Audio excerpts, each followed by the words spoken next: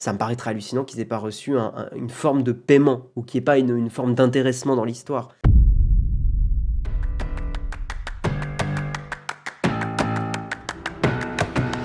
Je comprends pas ce qui s'est passé chez Microsoft. En gros, Microsoft, ils ont rajouté ça. Ils ont rajouté, quand vous tapez des cartes bleues dans un site d'achat, une espèce de pop-up qui apparaît et qui vous dit, et donc avec une promo pour un truc qui s'appelle Zip, qui n'est pas un truc de fermeture éclair, et qui permet de faire des achats en 4 fois sans frais. Voilà. Dans Edge, sans prévenir, dans une mise à jour. Voilà. Et pourtant, c'est Microsoft. Genre, pourquoi ils ont besoin de faire ça? Donc voilà, l'option qui permet de payer 4 fois sans frais, entre 35 et 1000 dollars sur 6 semaines. Donc il y a cette option qui apparaît dès que vous avez un champ pour une carte bleue. Beaucoup d'utilisateurs d'Edge, évidemment, estiment que l'option présente dans la version 96 aurait dû être une extension et pas une fonction en fractionné. Non, ouais. Je suis pas sûr qu'on dise en fractionné. Paiement fractionné? Je crois pas.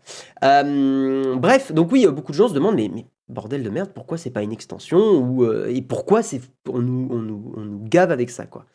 Et puis surtout, on se pose la question, quel est l'intérêt de Microsoft dans cette affaire? Je pense que, alors, Microsoft dit qu'ils n'ont pas de frais pour connecter les clients aux fournisseurs, mais ils ont probablement reçu... Enfin, ça me paraît très hallucinant qu'ils aient pas reçu une forme de paiement ou qu'il n'y ait pas une forme d'intéressement dans l'histoire. Donc problème de transparence, hein, évidemment. Et puis évidemment, il y a des critiques aussi concernant le crédit et l'endettement, qui est un problème hyper grave, hein. Beaucoup de gens sont dans la merde avec l'endettement. C'est un vrai problème.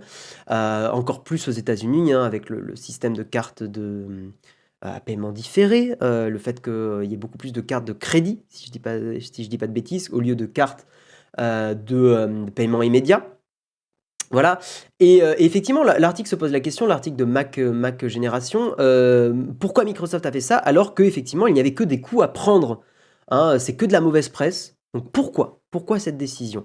L'éditeur donne l'impression de vouloir casser son jouet alors que jusqu'à présent, Edge satisfaisait plutôt ses utilisateurs. Moi, j'ai entendu beaucoup de gens dans le chat qui disaient « Je suis hyper content de Edge, c'est un super navigateur, c'est trop bien ».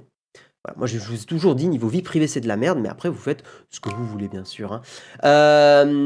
Ça se rajoute à des critiques sur le fait que dans Windows 10 et 11, quand vous utilisez le menu démarrer, que vous faites une recherche, ça ouvre obligatoirement Edge et on ne pouvait pas faire autrement, à moins d'utiliser une appli, mais en fait, ça a été bloqué, je crois. Donc effectivement, beaucoup de gens... Microsoft égratigne son image. Moi, je trouve, honnêtement, que Microsoft a une image fragile aujourd'hui. Alors, heureusement qu'ils ont des trucs comme la Xbox et ce genre de produits, mais globalement, tout ce qui est Windows, et c'est pas parce qu'on est des Apple fanboys, honnêtement, ça a une mauvaise image, Windows, hein. Je trouve que c'est... Enfin, de mon point de vue, hein, je trouve que c'est un produit qui se coltine une image de produit pas terminé, qui est un peu bancal, qui est globalement utilisé uniquement parce que c'est compatible avec des vieux trucs et des jeux. Mais à part ça, moi honnêtement, si mes jeux étaient compatibles Mac, jamais je réutiliserais Windows aujourd'hui. Genre jamais, jamais, jamais. Et je vous l'ai toujours dit, moi si je pouvais utiliser Mac ou Linux au quotidien, je serais hyper content. Force est de constater qu'il y a des trucs qui ne tournent que sur Windows, hein, typiquement Battlefield. Mais si Battlefield était compatible Linux ou Mac, mais jamais je reviendrais sur Windows. Genre si je peux fuir Windows, je serais hyper content. Étant développeur aussi, clairement Windows n'est pas une plateforme adaptée au développement, même si ça va mieux. Mais moi, si je peux développer sur Linux ou au boulot, j'avais que du Linux, moi, hein. Du Linux et du Mac. Jamais j'utilisais Windows. En gros, le PC qu'on m'a fourni quand j'étais à mon boulot, j'ai vite installé un Pop OS et j'étais hyper content. Pop OS, c'est une distrib Linux. Donc voilà, je sais pas. Je vais poser la question, tiens. Gérer un sondage, nouveau sondage. Votre image...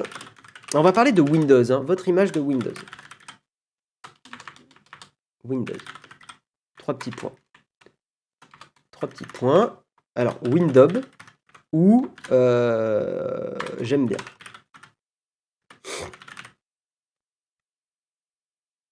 C'est parti. Voilà, un sondage évidemment avec un format très propre. Donc ouais, je suis curieux de savoir si vous êtes plutôt Windows ou si vous aimez bien Windows.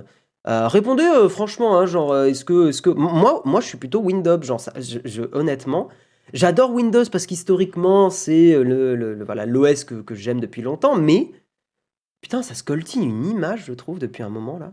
Je suis Apple fanboy, je suis pas d'accord avec toi. Windows 10 a énormément redoré le blason de Microsoft et Office est toujours indispensable. Ouais, mais Office, tu peux l'avoir sur Mac. Les autres suites sont plus difficiles à utiliser. Trop binaire le sondage. Ouais, mais on est comme ça sur Nowtech. Sans Windows, on joue pas. J'aime bien, mais on n'a pas 36 choix. Ouais, pour moi, c'est le côté t'as pas le choix, quoi. J'aime davantage Windows depuis que je suis sur macOS. Ah ouais? Ok, intéressant. Windows par défaut, mais clairement à chier, trop lourd pour rien. Ouais, c'est un peu mon avis aussi. Le problème de Linux, c'est qu'il n'y a pas la suite Adobe. Le jour où il y a la suite Adobe, et surtout, j'ai hâte qu'il y ait Linux qui soit porté sur Mac M1 là. Edge Deflector, c'était ça l'appli. Oui, tout à fait, Gdrun. Ouais. Mais maintenant, ça marche plus. Exactement. Windows est plus accessible que macOS. Par contre, il y a moyen de pouvoir installer. S'il y avait moyen de pouvoir installer macOS sur un PC, je le ferais. Ouais, il y avait les Hackintosh, mais maintenant qu'Apple passe sur leur propre Proco, ça devient plus compliqué les Hackintosh. Hein. En gros, vous faites un Hackintosh aujourd'hui, il a 2-3 ans de durée de vie max. Tu as oublié Windows pour faire le bon guide des années... Ah, avec le dollar, ouais. Effectivement. Le portage Asahi Linux et X, mais encore trop compliqué à installer. Exactement. Pour moi, c'est pas encore viable.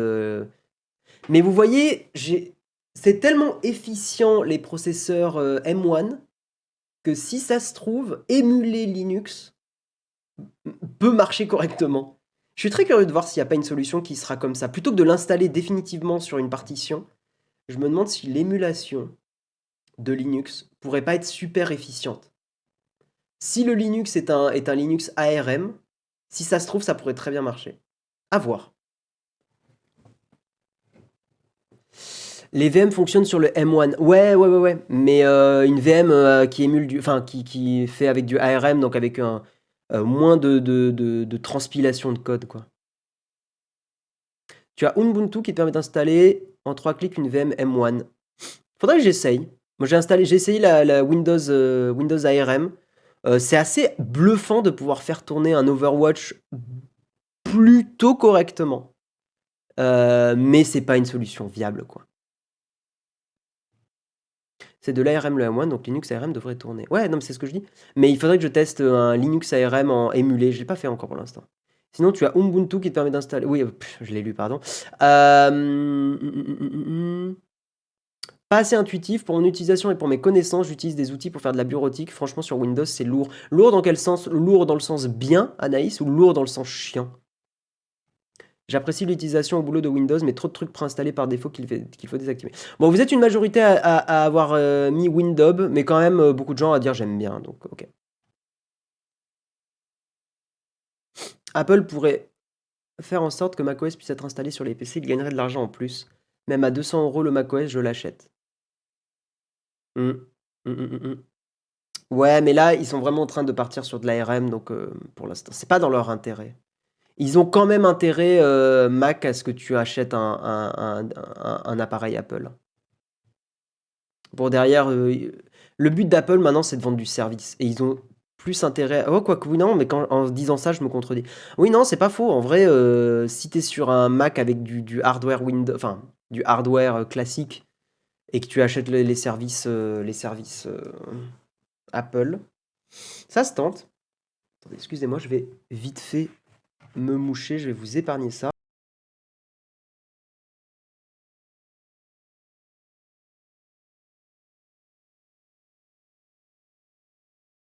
Ouais, le problème de Linux, c'est qu'il faut beaucoup chercher pour certaines choses. Non, mais après, Linux, je trouve honnêtement que c'est pas encore user-friendly. Hein. Il y a encore beaucoup de trucs à faire en ligne de commande. Si tu maîtrises pas la ligne de commande sur Linux, c'est galère, quoi. À moins que ça soit vraiment juste pour surfer sur du web. Mais au bout surtout le problème de Linux, je trouve, c'est c'est pas encore unifié la façon d'installer des applis. Alors si, en ligne de commande, c'est unifié. Tu peux tout faire en ligne de commande, là, ok. Mais en GUI, en Graphical User Interface, c'est pas du tout encore unifié. Donc c'est pour ça, même à mes parents, je ne conseillerais jamais un Linux.